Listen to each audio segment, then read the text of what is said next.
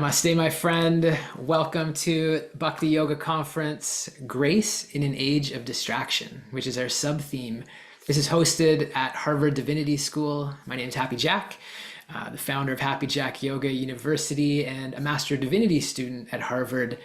And really the whole purpose, intention, initiative was to bring together practitioners of Bhakti Yoga, those who are monks, those who are scholars, those who are musicians, yogis, thought leaders, scientists. Today, the nickname of our speaker today is the spiritual scientist. You must find him on Instagram, Chaitanya Charan, the spiritual scientist. And really our wish is that that we can provide tools and insights and ideas for helping you on your spiritual path. We have over 3,500 registrations to date. It just keeps gaining momentum. Seems like there's another 100 every day. So thank you for all who are catching the recordings, and thank you for those who join live with us. If you have questions, we're definitely going to have a Q&A session at the end. And this is a great, very wise individual to ask questions from. But Chaitanya Charan Prabhu, if we get you to come onto video and I'll spotlight you as I'll say a little introduction. So this is Chaitanya Charan Das. He is a mentor, he is a monk, he is a speaker. He's been a spiritual teacher for nearly 30 years in the Bhakti Yoga tradition through its modern day expression, in part of ISKCON, International Society for Krishna Consciousness. He's the author of 30 books. I know we have some authors here. I just saw George and Sarah, who are authors themselves. They maybe have like 5 or 6. Chaitanya Charan, 30 books that explain the relevance of Vedic wisdom texts, including the Bhagavad Gita and the Ramayana. He's the author of the world's only daily blog on the Bhagavad Gita. Really should check it out. It's gitadaily.com, where he's written some 5,000 articles on the Bhagavad Gita. He's been invited speaker to TEDx, to World Peace Conference, UNESCO, Intel. In fact, he was at Intel yesterday, Google, Microsoft, Salesforce, Stanford, Princeton, Yale, Harvard, MIT, Cambridge, you name it. He is a in-demand speaker.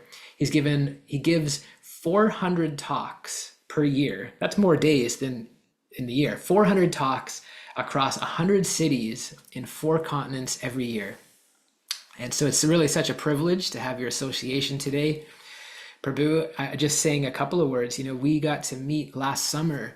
I was doing an internship, through Harvard. I was doing a summer internship at Govardhan Eco Village, and that's, one of your homes. And you had come through and did a beautiful course on the Bhagavad Gita. And, it was just so inspiring, the wisdom, the knowledge, just how connected you are to this text in particular. And I'll remember as well, I don't even know how much you remember, but it was meaningful for me. You took time one evening to meet one-on-one. And for me, it was quite late. It was nearly 10 p.m. and, which is past my bedtime, but you took time. We spent nearly an hour together. You were giving me some guidance, and still that same night you were going to travel. So you were traveling off to your next teaching engagement. And it really just goes to show how much you give, how service-oriented you are, and I certainly appreciated that encounter. For those who don't know, again, I mentioned it's the spiritual scientist. Find him on social media. You'll get a sense of his teaching. The session today is called "When Life Feels Unfair: Gita Insights for Acceptance and Resilience." And my friends, if you are ready to welcome and get started with Chaitanya Charan Prabhu, please throw your arms in the air and loudly chant, Haribol! Haribol Prabhu, thank you so much for being here. Thank you, Jack, for inviting me. It's a pleasure to be here. And yes, I remember the time we spent in the Eco Village. You are one of the most contemplative and involved, engaged students in the Gita course that we did. And the fact that you already have a yoga background, and then you are also into divinity studies, you're in the Eco Village, I could see that the spiritual wisdom is blossoming in you. And I'm so happy to know that you took up this initiative to, through an academic forum, also connect at a human level for those who are bhakti seekers. I'm delighted to be here and to be of small service. Thank you.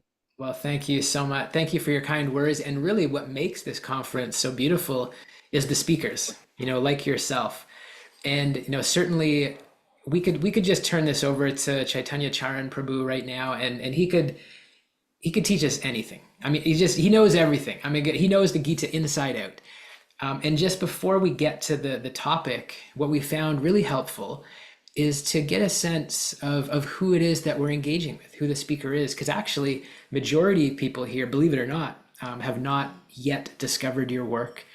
Could you tell us a little bit about, what brought you to spiritual life? How did you end up on this path of bhakti? Yeah, a lot of factors. In fact, the way we grow in life, we start seeing our own life in a different light, our past life in a different light. But I would say two, three incidents were major. The first was when I was about one, I got polio. So I was taken to a doctor to give a polio vaccine. But I was in a small town in Maharashtra in India, and the power supply to the clinic had gone off the previous night, and the fridge in which the vaccine had been kept, I didn't have power supply. The physician attendant didn't notice that, so the germs multiplied within that, and basically, the vaccine instead of preventing polio ended up causing polio to me. I was just learning to walk, I fell down, and I could never walk normally after that. I don't remember all this. I was just one, but my first memory of that is I was about 2.5 or 3 years. A distant relative had come to meet us, and she was consoling my mother, saying, "It's so sad that your son got polio." And I remember my mother speaking in a very calm, clear, confident voice. Whatever he lacks physically, God will provide him intellectually. Hmm. Those words have stayed with me since then. I don't know why my mother spoke those words, whether it was a hope or she's observed something in me. Unfortunately, she passed away soon after that, so I didn't get to ask her. But somehow that stayed with me. That has shaped my life in many ways that I am slowly realizing. So as I grew up, I couldn't play outdoor games like other kids could. But I started noticing that I was studying and I could read things fast. I could remember things well. I could grasp and articulate them nicely.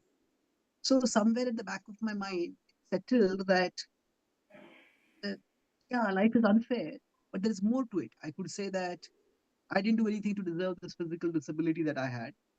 But then I didn't do anything to deserve this intellectual ability that I had either. So, yes, life is unfair, but in the big picture, life is fairly unfair. Fairly unfair.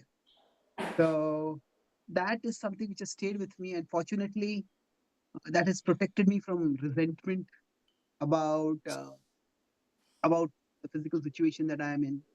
And in one sense, so initially for me, it was that God will provide him intellectually. So, intellectually was the first part that I focused on. But it took many years for me to shift that focus to God. God will provide. So that happened when I was studying engineering and I was searching for some higher purpose in my life. I had always, because I had been an intellectual since my childhood, I had a lot of faith in the power of education to open doors and create a better life. So even when I finished my 10th standard, I immediately started offering free tuition classes to kids who were in 8th and 9th and 10th so that they could pass the 10th exam well. In India, the 10th is a very critical exam. When I was studying engineering, I joined a social welfare organization and I was a part of the educational wing. We would go to some local nearby ghettos. In India, we call them slums. And there, I would offer free tuitions in various subjects history, math, English, whatever was required for the kids in those slums.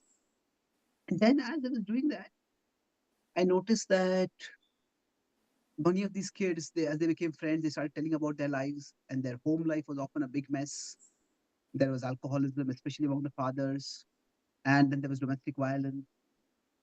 Then I was thinking, I'm telling them about, when World War One happened, when this battle happened, when that event happened in history.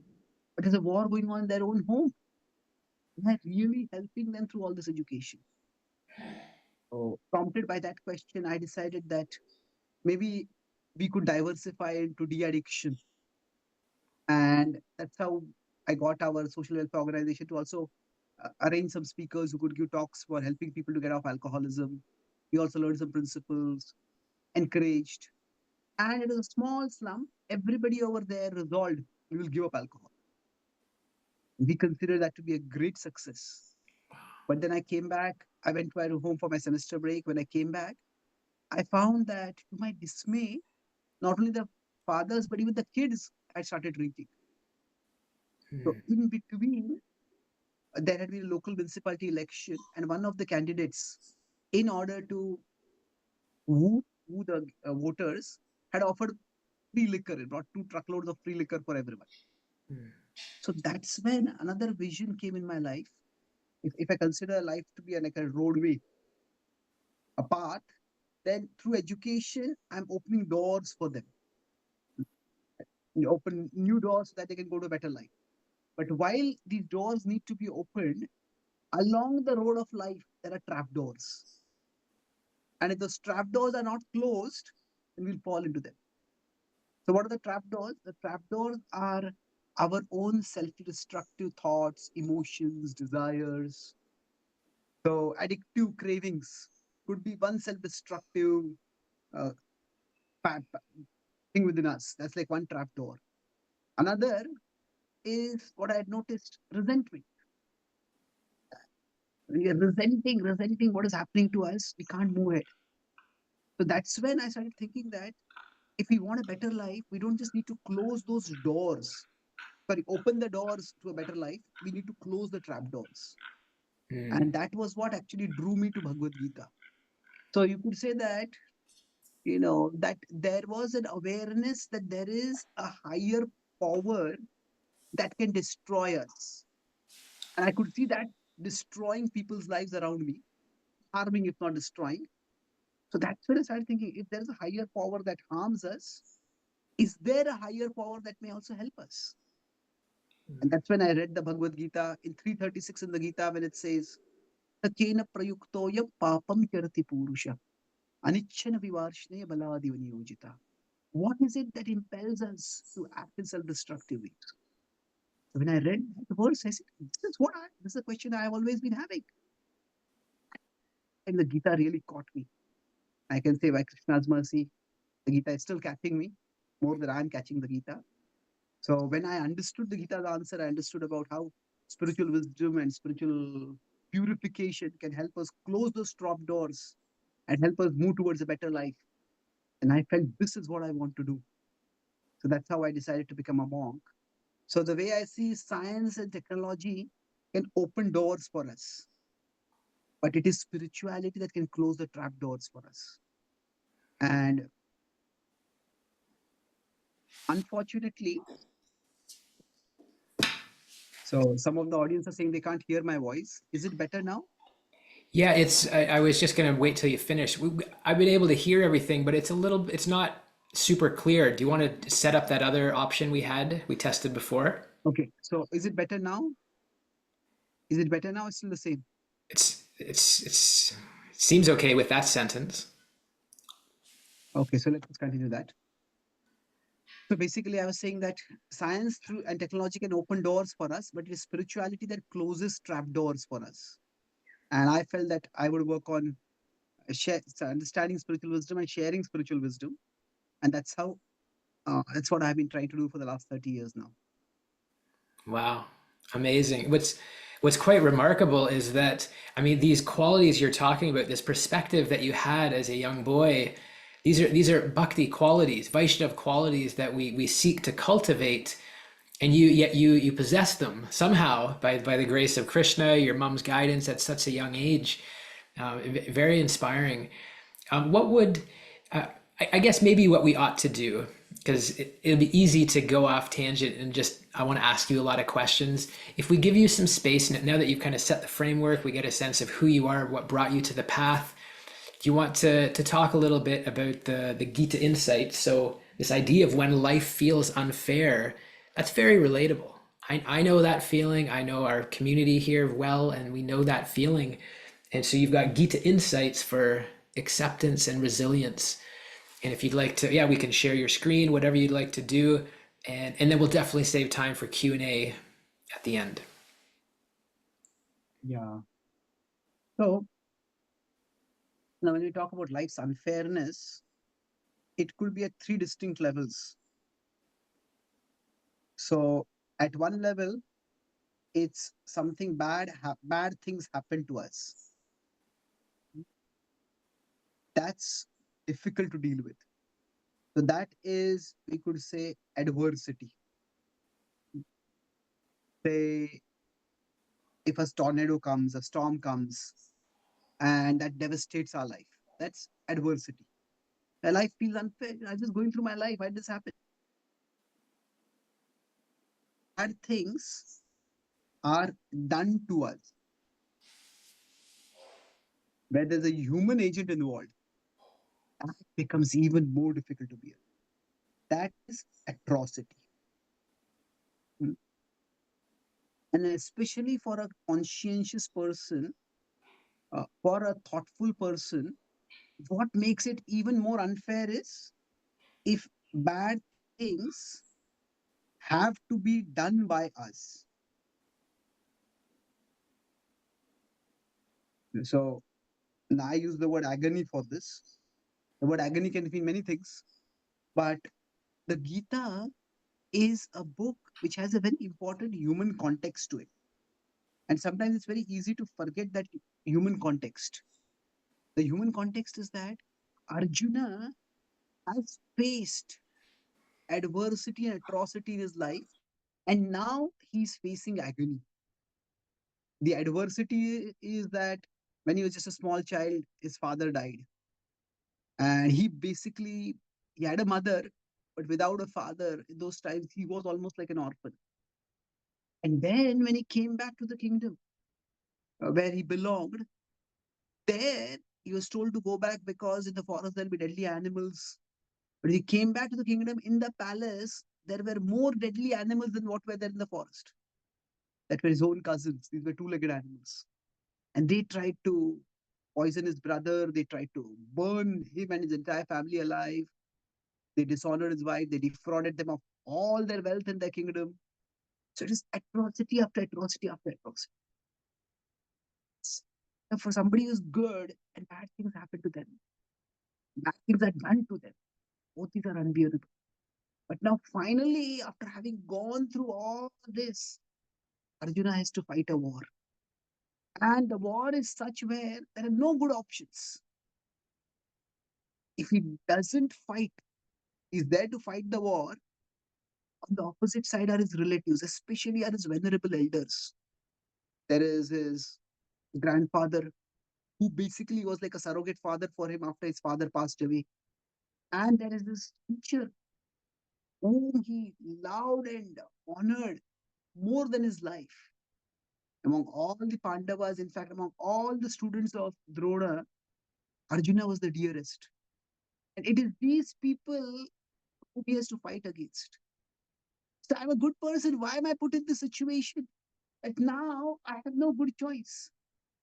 He has to fight against them. If he says, I won't fight, then what's going to happen? He may decide he's not going to fight, but the opposite side is still going to most likely to attack.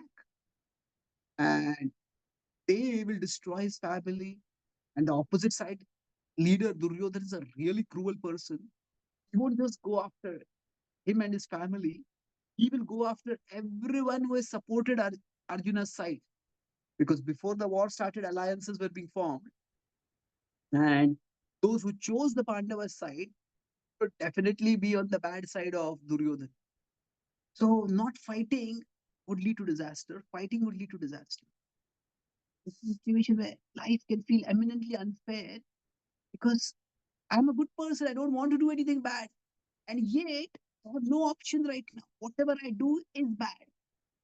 So the Gita starts in this traumatic human condition of a responsible, sensitive human being faced with two utterly unacceptable choices. So, in that sense, if we consider the human context of the Gita can speak to each one of us. So, that's the broad starting. You want to comment something, or should I move on? No, that's beautiful. It's very helpful to hear the real life conflict that we face, and how we can see that through the teachings of the Gita. But yeah, please, if you want to continue with your session, and Okay, then sure. we'll engage in Q&A. Okay, sure. So, now, curiously enough, Krishna does not give any explanation to Arjuna about why he is in that situation. Krishna is God, and God is omniscient. That's the understanding which we get from the Gita itself. And yet, Krishna does not give some esoteric flashbacks to Arjuna of his previous life, saying that, oh, you were XYZ in that life, and Bhishma was so, and Drona was so, and you did this, and he did this, and they did that. Because of all those interactions, now you are here where you have to fight against them. No, Krishna doesn't get into anything about the previous life except telling that we are souls who have lived before. So, in one sense, the Gita offers guidance without relying on special esoteric knowledge that everyone won't have access to. The Gita says, let's start with where we are right. So I often summarize the Gita's teachings when I'm giving an introductory talk. So I talk about it in terms of act. The Gita is essentially a call for action, but act how? Act with wisdom. So A is acceptance. Life is unfair. Life is difficult. Life is painful. This is just a fact of life. And the earlier we accept it, the better it will be for us to move ahead. Now, in the Buddhist tradition, also, dukkha is considered to be one of the noble truths. In fact, it's considered to be the first noble truth. Now, when I had read about this in my childhood, when I was in school, I studied Buddhism as a part of my academic studies, and then I read a little bit more about it. I wondered, so why would we can even call that life is distressful as a noble truth? Mostly we would call it as the unpalatable truth, uh, maybe undeniable truth, unwanted truth. But why call it a noble truth? Now, it was when I studied the Gita that I started understanding more clearly that actually accepting this truth can be ennobling. It can help us to become noble. So once we accept life is tough and stop wasting our mental energy on, why did this happen to me? Why is this person doing like this? Why am I in this situation? So what acceptance does is acceptance ensures that we stop fighting lost battles. Lost battles refer to those things which we just can't do anything about right now. It's already happened, it's over. So we stop fighting those battles, and that's what enables us to move ahead thereafter. Now, the Gita does offer some philosophical context for this acceptance, although that is not the emphasis. When the Gita talks about previous lives that the soul has lived, one of the key teachings which many people know from the Gita is that be detached from the fruits of your work. Do your work, but be detached from the fruits of your work. So that can seem very weird for most self-help teachers. The teaching seems to be the exact opposite. Envision your goal. As clear as your goal can be, that much energy you will have, that much motivation you will have. Mm. As Stephen Covey says, begin with the end in mind. We all things are created twice. We visualize things first. So the thing is that the Gita seems to be saying something completely opposite. Be detached from the results. So why is it saying this? And how is this workable? Can I just That jump very in much for relates. a Yeah, second please go ahead. before you come back Please. to the slide? I guess two things. I just want to kind of bring it into context for those listening. Some of the listeners won't be familiar with names like Drona or Yudhisthira, from the greater Mahabharata. They're just newer on the path. And I guess the question I want to ask is, how would you recommend for us, perhaps newer or new to this tradition, new to this text, to effectively engage the Gita? I mean, certainly we could find your website, Gita Daily, but you and then you just alluded to there's some really obviously beautiful wisdom within the Gita. I've heard some of our students say they can get tripped up, like in the first chapter of Gita, where it's mentioning all of these names, and it's like if you haven't read the Mahabharata, it's and they get stuck there. What would you suggest to us? Is it we need a teacher? Is it take our time? What would you offer to us if we sincerely want to engage the Gita, but it's just a little bit foreign at first? Yeah, that's true. It's a three things. First is the Gita has always been a text that has been enveloped by a tradition. The text didn't ever exist separate from the tradition. So the text is best understood from within the tradition, and the tradition has its teachers. So the Gita has a timeless aspect and a timely aspect. So, for example, the Gita calls Arjuna to fight, but that's not what the Gita is essentially about. It's not a call to fight, it's a call to act with higher consciousness. It's a call to see beyond immediate realities, to see the bigger picture of who we are and what life is all about, and then make decisions. So, the way I put it is, if you consider pendulum, the Gita is not a book of violence, the Gita is not a book of silence. It's a book of transcendence. So, what you said about getting tripped over. So, the battlefield setting is one thing that can trip us over.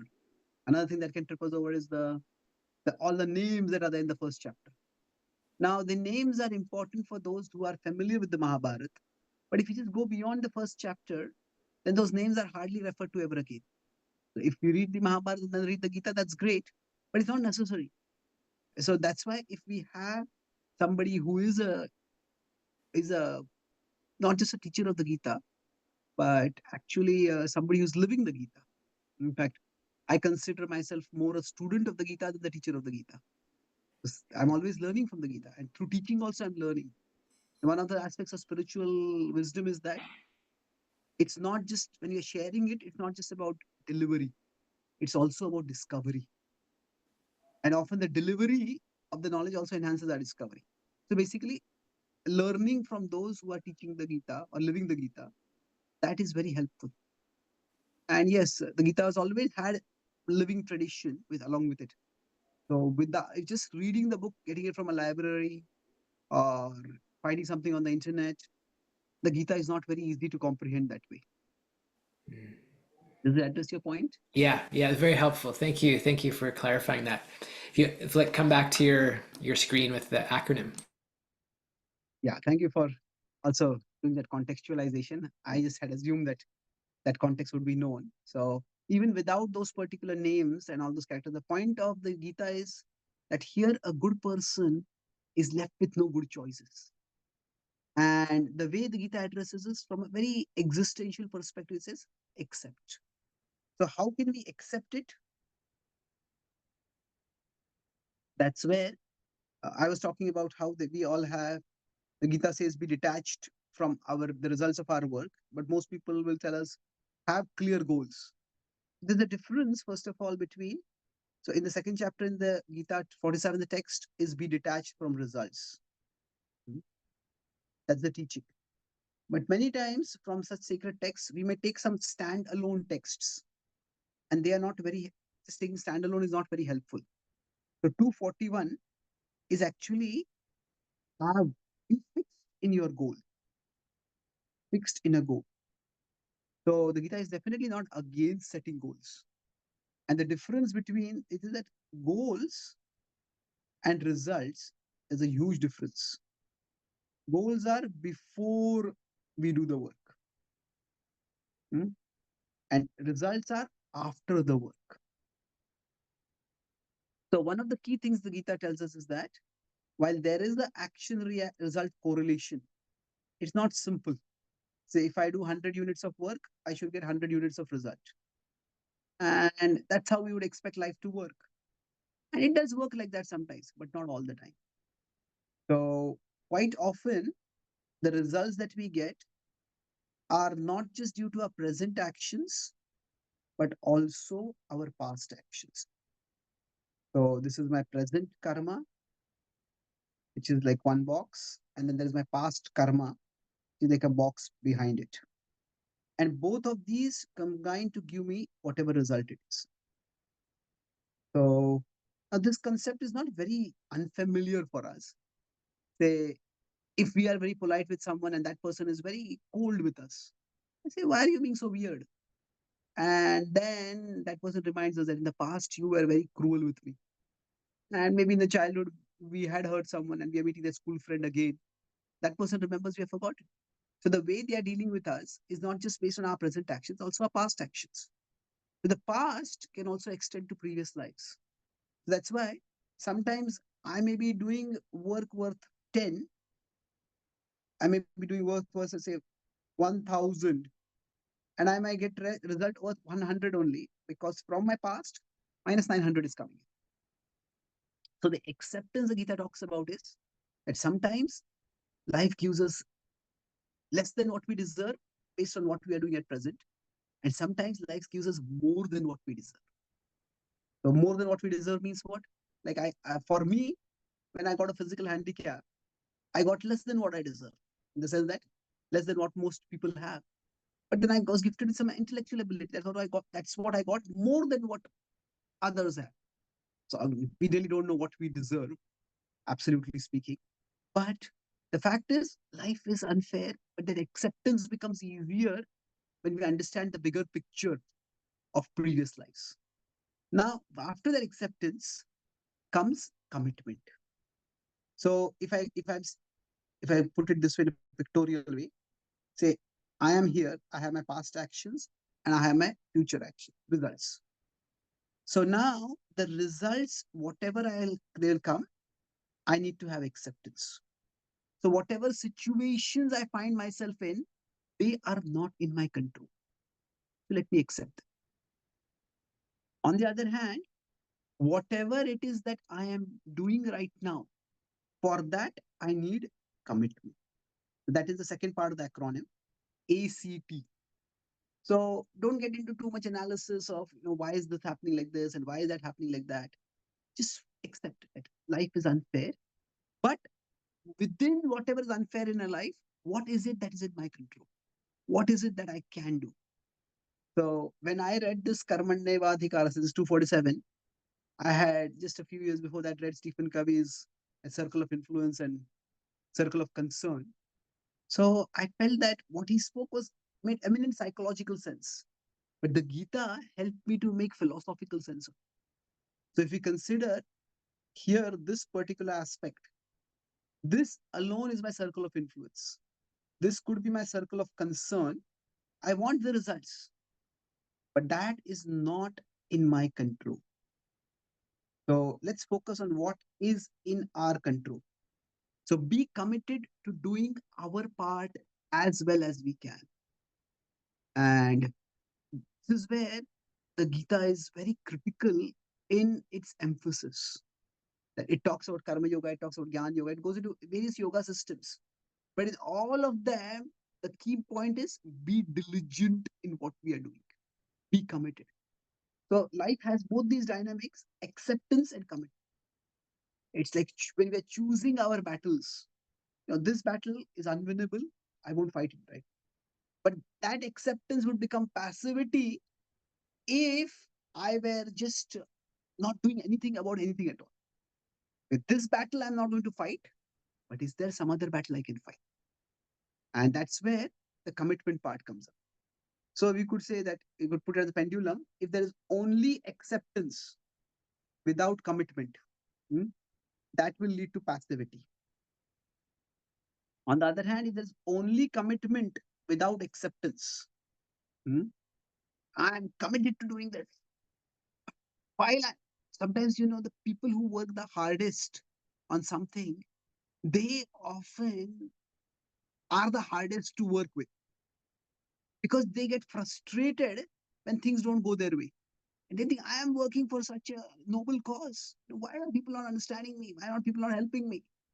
So if there's only commitment without acceptance, that can very easily lead to not just resentment, but righteous resentment. I would say self righteous resentment. Hmm? And that is extremely dangerous. So the Gita enables us to do both. Yes, life feels unfair, accept whatever is unfair, and commit to doing what we can in that situation to fix things, to make things better, to move ahead from those things. And this commitment, this combination of acceptance and commitment, it becomes easier when you have the third part. He is transcendence. This is where the Gita comes into its spiritual side. That life is always filled with ups and downs. Sometimes good things happen to us, sometimes bad things happen to us. That's just the dualities of life, the binaries of life. Now, some of us, when these binaries happen, we may just go way up and way down, way up and way down. So these are the people who hyperventilate. When anything good happens, oh, this is the best thing in the world. They meet a good person, oh, I love you, I cannot live without you. And next day something goes wrong. He says, life is terrible. What's the point even of living? I hate you, I can't live with you. So these are the kind of people who are often, in modern psychological terms, manic depressive. Sometimes it feels as if they can shake the whole world when they are in that high energy phase. And then afterwards it appears as if the whole world can't shake them out of their bed. It has gone down. So this is, according to Gita's language, this is Rajas, and this going down is Tamas. Now, some people, so basically I'm saying that we will go up and down with life's ups and downs. Now, of course, some people just, they go up and they go down and they keep going down only. When something bad happens, they go down. And when something good happens, rather than feeling happy, they start thinking, oh, now that something good has happened, well, something bad is going to happen further. And they keep going further down. So this is not manic depressive, this is more like chronic depressive. This is fully in tamas, in the mode of ignorance, what the Gita says. So, mode of ignorance is basically a mental frame where we are completely passive and inert and utterly reducing ourselves to stone. That's why the word is stoned on drugs. It is, we humans are making ourselves like stones. So, what is the solution to this? The Gita says that life will have ups and downs. If life is like an ocean, existence is like an ocean. So if I am here and these are the waves will toss me up and down. So I cannot fight against the waves, I cannot stop the waves. But what I can do is get an anchor for myself and then learn to hold on to that anchor. So this anchor is our spirituality. Ultimately, it's our bhakti. So the Gita tells Arjuna that if you hold on to that anchor, then that is what will help you to be stable while you are accepting the inevitable of fighting, having to fight this war against your relatives and committing to doing your part over here. And then when we keep becoming seasoned in our spirituality, then the same spirituality, it actually rises from becoming an anchor to becoming like a airplane. So we get lifted above life's ups and downs. So first is that we are able to withstand the ups and downs without being shaken. And then eventually we rise upwards. This is a place where we can be concerned but not threatened. I have just recently written a new book on the Gita called Gita for the CEO, in which I explain that how we can leverage the power of spirituality to rise upwards so that our spirituality acts first as an anchor and then it acts as an airplane. So this is how we transcend. We transcend life's ups and downs and become fixed in our purpose, fixed in our spiritual self understanding and in our spiritual destiny. So that's my broad understanding of how to face life's adversities, life's unfairness, acceptance that Life is unfair, but whatever it is, accept it.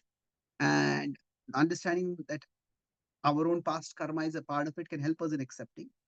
Then after that, there's commitment that I can't change what karma I have done in the past. Therefore, I can't really control what results I'm going to get. But I can definitely work on doing my best right now. So let me do that.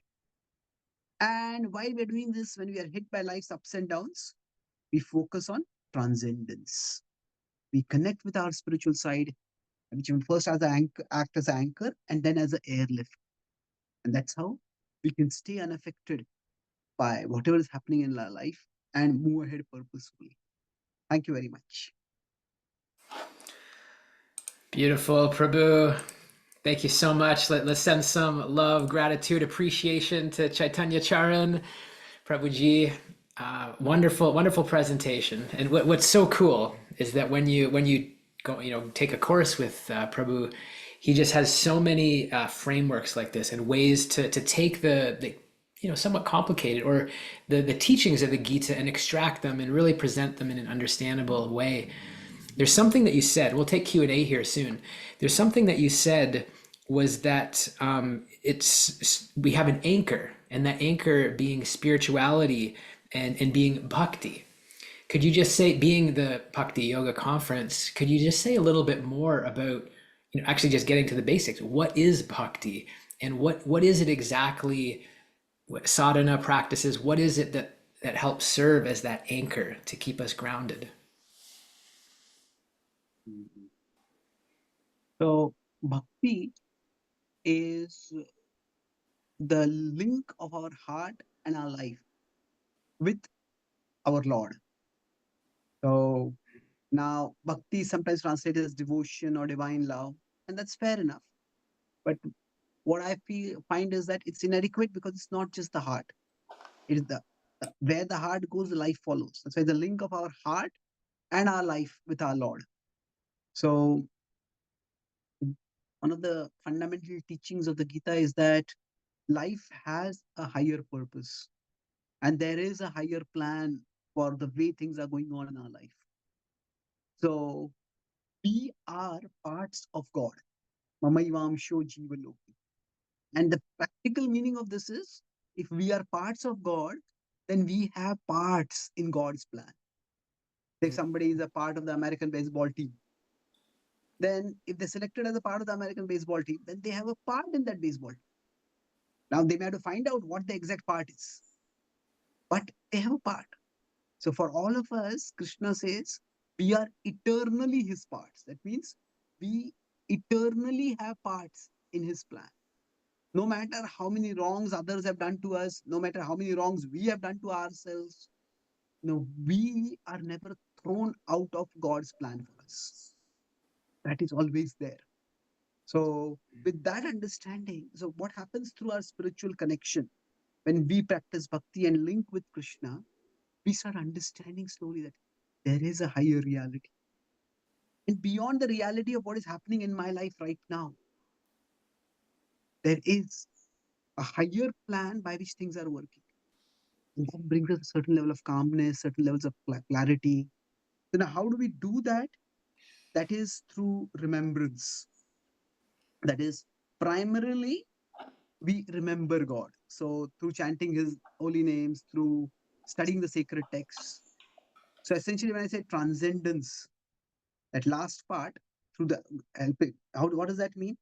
See, initially when I start off, the world is very big for me, and God is very small for me.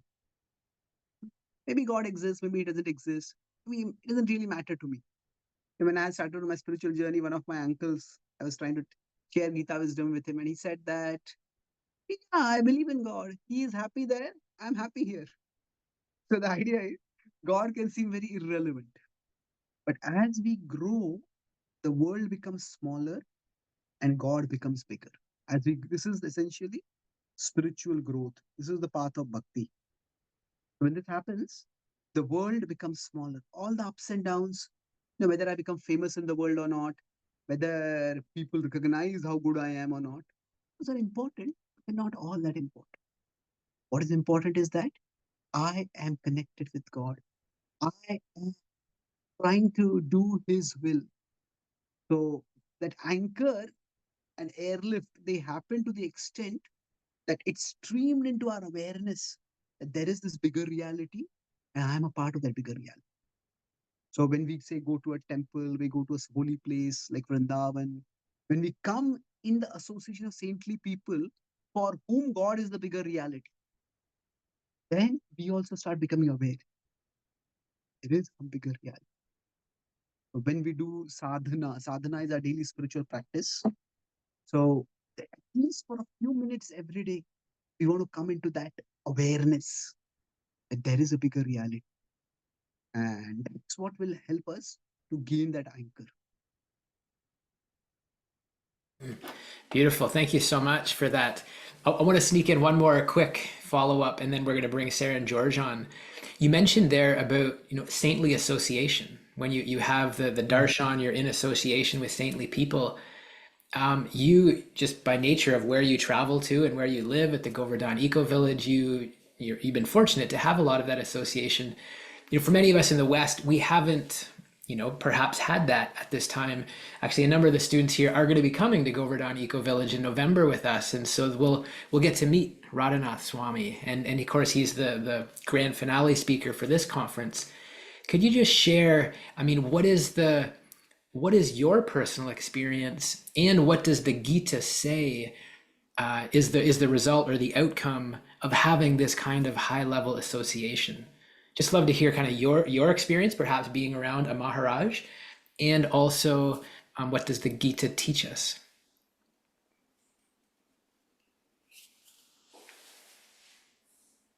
Every one of us is impressed by particular things.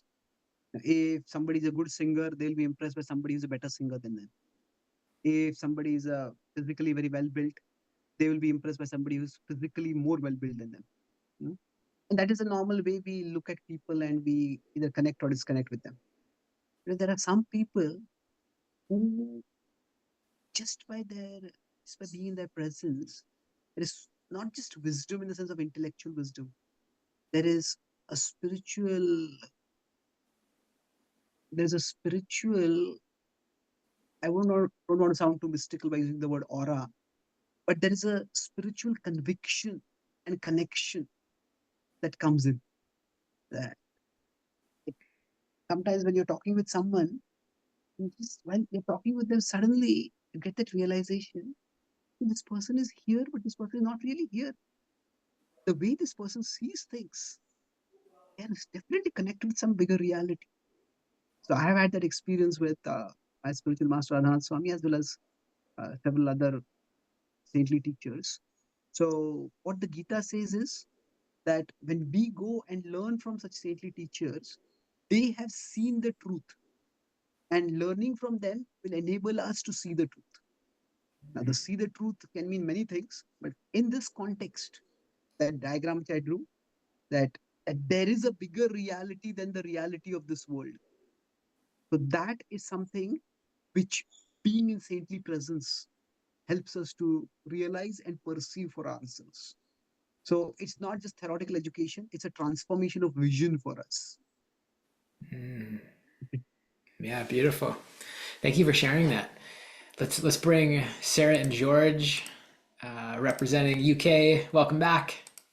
Hi, welcome back again. Thanks for that talk. That was fantastic. I can see why people in business would really respond to that, and I'm really glad that you're doing the service of trying to bring this into that kind of world, because I think that it can impact so many people. So I'm grateful that you're doing that and traveling all over the world doing that. You kind of half answered my question already, actually. If everybody in Happy Jack knows that I have my main issue is control, releasing control, trying to control everything. It's what I've been working on for the last few years, and it's much better than it was. And the Gita has helped with that, and the spiritual study has helped with that. I guess it's just a process, isn't it? It's just building the faith. I mean, speaking to people like you, I mean, this has been amazing, this conference. There's a question in here somewhere, honestly. It's like, how do you build the faith that really there is somebody else that is that Krishna is in control and that I can relax and let go and be okay with the outcome not necessarily being the way that I want, even when I've tried really, really hard. Do you understand what I'm trying to say? It's just what we struggle with all the time. Yeah. You know, this is where when I used to give classes, I would like to give very structured talks. And that's where it's sometimes some people are very interactive kind of meetings or discussions. I feel this is not going anywhere at all. So I always try to get things back on structure. But then sometimes inspiration doesn't come on structure. Sometimes inspiration comes through spontaneity also. So as a teacher, I also face that tension and I try to have a lot of control, but then sometimes the human element, the inspiration element gets lost. So I have found three things helpful. The first is that rather than thinking about faith, this is one, Srila Prabhupada is the commentator on the Gita, whose work really introduced me to the Gita and still sustains me. So he fascinatingly, many places translates faith as curiosity. So Shraddha, he translates as like openness, curiosity, inquisitiveness. So it's that, okay, I have a particular vision of this, that things, I want to control them, but they're going out of control. So maybe there is some higher control. So maybe there is some higher plans, just curiosity. Rather than looking for conviction, we look for curiosity. Maybe there is, maybe there's not. Now, if we look back at our lives, we all can probably see that some things which we thought at that time were disasters. And yeah, maybe they were disasters at that time, but through them, something better worked out. Yeah. So that first point is the curiosity. The second part would be about just contemplation. Contemplation when we saw some higher plan in action in our life. And maybe not at that particular time, but later. So this contemplation is also helped by one last point, which I'll conclude is that it is, let me draw this, that it is not so much that God wants us to give up control, but it is what it is that I'm meant to control. See, God is the supreme controller and we are parts of God. So whatever are the properties, characteristics of God are also present within us. So if Krishna is the supreme controller, then we as his parts are also controllers. And we are meant to be controllers. It's not that we are not meant to be, but control what? The key thing.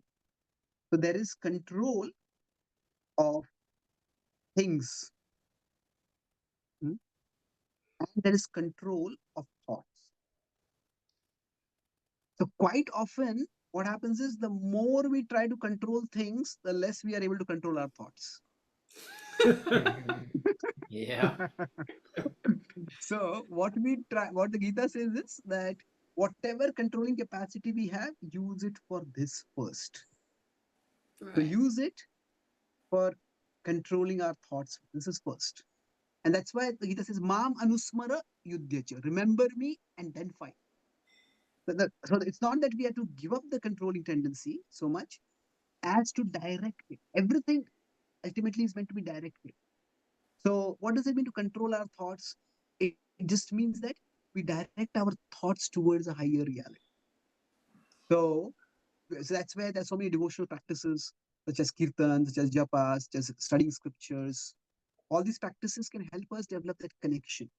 So I would say these three things: curiosity, maybe there is some higher controller, then contemplation, where we look back at where we see a higher plan that has worked in our life, and third is connection. We focus on connection with Krishna through our thoughts. And if we do that, we will find that it will become relatively easier. So faith is a journey. And I would say sometimes, just have faith. It seems at one level very simple and another level very frustrating. Because what does it mean to have faith? So I find breaking the idea of faith into these three things. Let me be open. let me look back at the past for some contemplation, which actually provides me some confirmation of the idea that there are at least some times in my life when there seems to have a higher plan that worked, even when my plan seemed to have gone for a toss. And then, okay, I had to want to control, but let me focus on controlling my thoughts. Let me not try to control things so much that I'm losing control of my thoughts. So it's like if we are carrying a huge trolley with many items, and one item falls off of that, and we try to pick up that item, and some bigger item falls off. Try to pick up that, and then everything from the trolley falls off. So like that, for us, the things are like the smaller items, and our thoughts are the bigger items. So if we worry too much about trying to control the things, then we lose control of our thought. And we lose control of our thoughts, then we often make things worse. Okay. That's Very fantastic. nice. I love very nice alliteration as well. Yeah. Thank you. Amazing. Thank you so much, Sarah and George, for the excellent question. Let's send our love, high vibes to you over in Kent, UK. I really appreciate it. And Chaitanya Charan Prabhu, we just have one moment left. What might you leave us with? You know, for us kind of newer spiritual seekers, we've been somehow captured by Bhakti or by Krishna on this spiritual path. There's so much to learn. There's so much to read. There's so many holy places to go. So much japa to be chanted, you know, for a lifetime, many lifetimes. But what might you leave us with as we continue from this moment?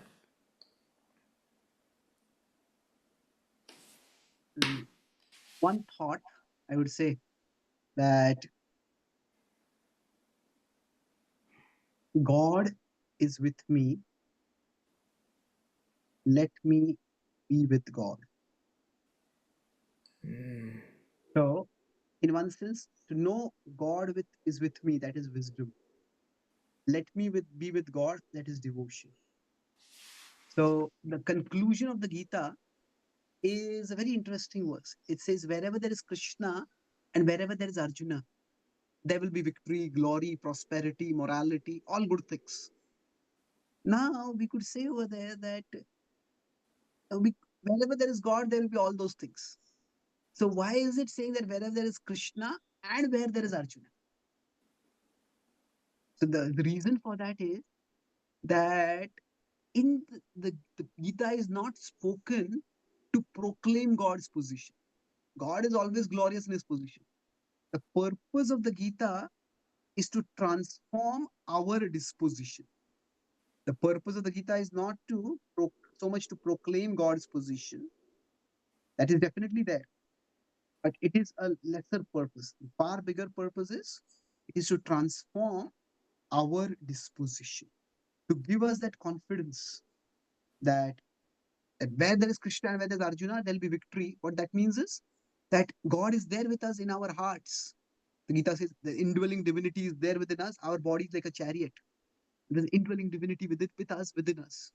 But let us be with God.